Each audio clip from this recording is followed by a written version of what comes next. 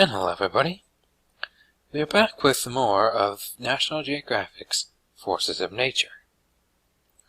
For this final video in the Forces of Nature series, we were talking about earthquakes. What is an earthquake? If you're lucky, the quake is a mild one. The ground trembles as if a large truck is driving by, and you sleep undisturbed. If you are one of the unlucky ones, the ground starts to shake, jolting your house off its foundation, bookcases fall, trees are uprooted, cars are crushed, roads ripple, bridges collapse. After it's all over, in mere seconds, even some minutes I've heard some gone for, people lay dead or dying, industries are devastated, cities leveled. You've just experienced one of nature's most violent phenomena, an earthquake. Earthquakes happen with plates or rocks within air suddenly break or shift under stress, sending shock waves rippling. Most quakes are unnoticeable by people on the surface. In fact, thousands of quakes occur every day around the globe.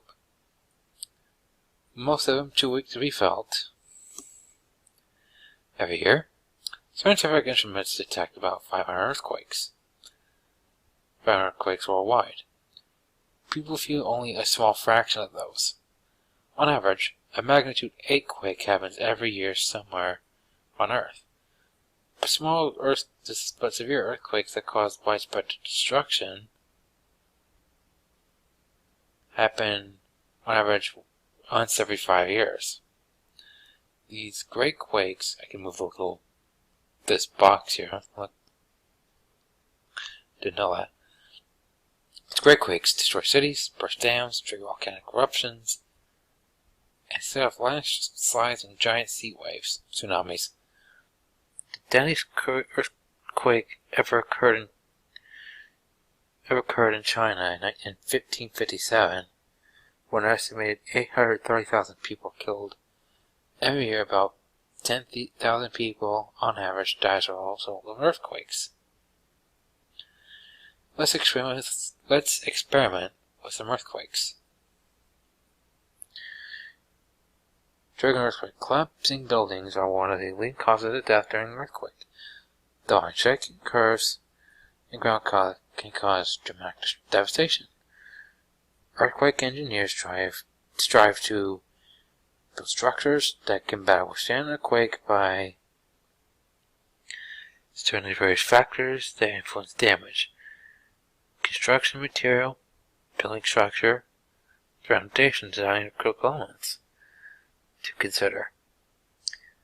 But first, engineers must decide where to build and what size quake they are anticipating. Make an earthquake and see the influence of ground type and magnitude size on building damage. We will start with bedrock and a low magnitude.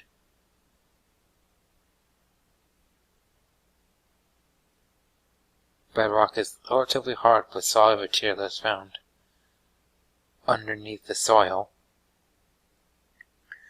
or sediment later. If you want the best chance of withstanding an earthquake, build on bedrock.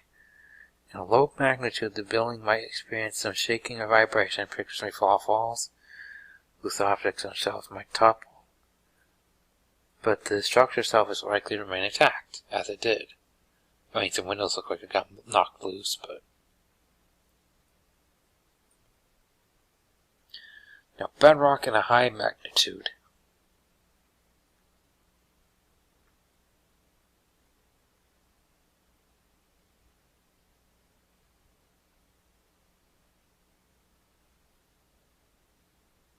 Okay, bedrock is relatively hard. Safe voice of water damage. However, few buildings can escape the shaking of a major earthquake completely unscathed. During a high magnitude earthquake, violent shaking from surface quakes may cause damage to the cracks in the building. shed winters, and crumbling the structural joints. Now we'll move on to a landfill. Seriously, what, I guess you're living on just garbage. Lol.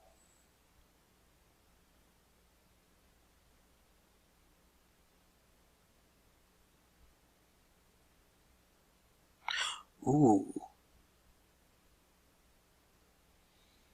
Now that does not look very pretty, now does it?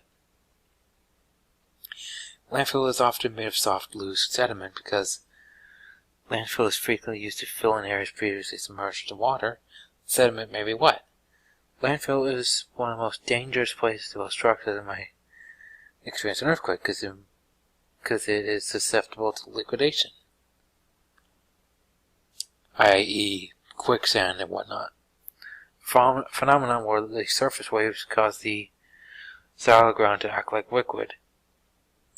In low magnitude earthquake, liquefaction might cause the ground to flow and sink around buildings.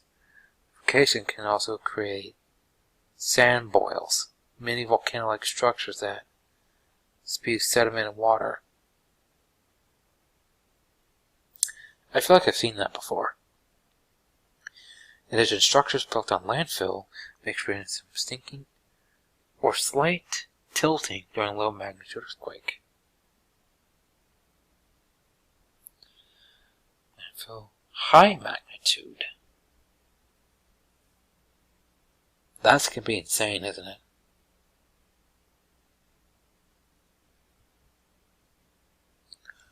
Ooh. Oh, lovely. One of the most dangerous places to build during a severe earthquake is in a structure built on a landfill. Scientists sometimes compare the landfill to wet sand on a beach at the water's edge.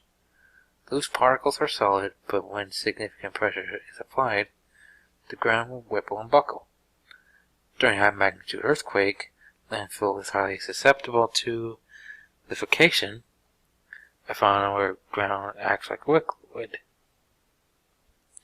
Once all ground is shaken at a resonant frequency, it appears to move like a thick soup.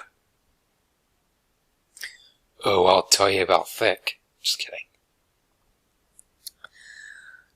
Buildings can sink and topple. Liquefaction may also cause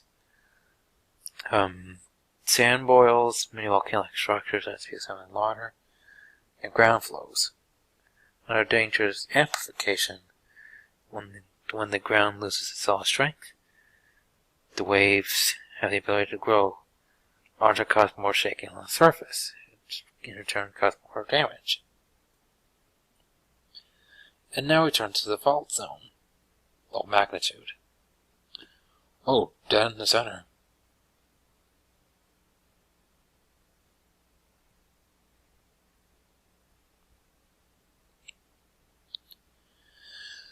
Wouldn't want to live at a place like that in a location that might have them. Fault zone with low magnitude.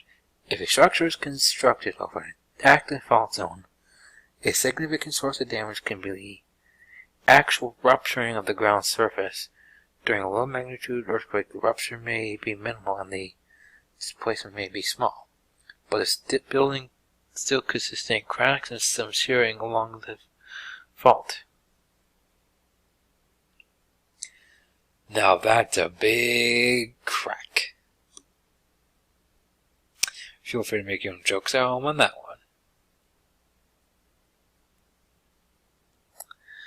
And finally, fault zone on high magnitude.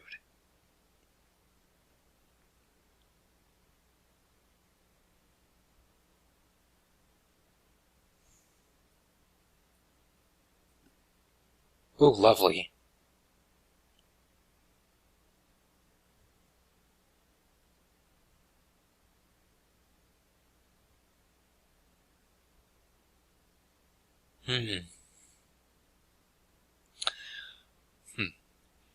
Today's March Madness special, housing buy a house or your apartment for half off.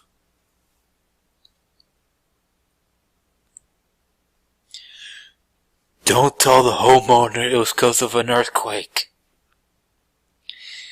A building constructed over active fault zone is likely to be in tremendous danger during a major earthquake. There may be major rupturing along the fault as well as significant displacement.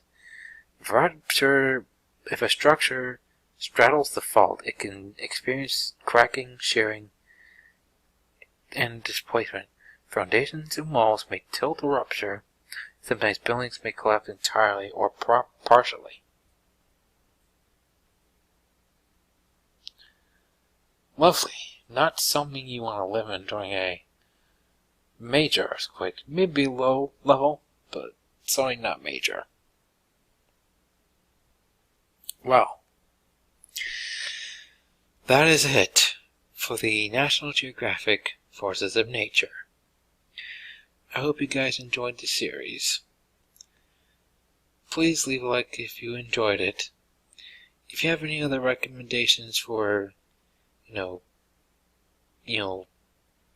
experiments such as this on other websites you might know of, feel free to let me know what they are, and I'll see what I can do about them.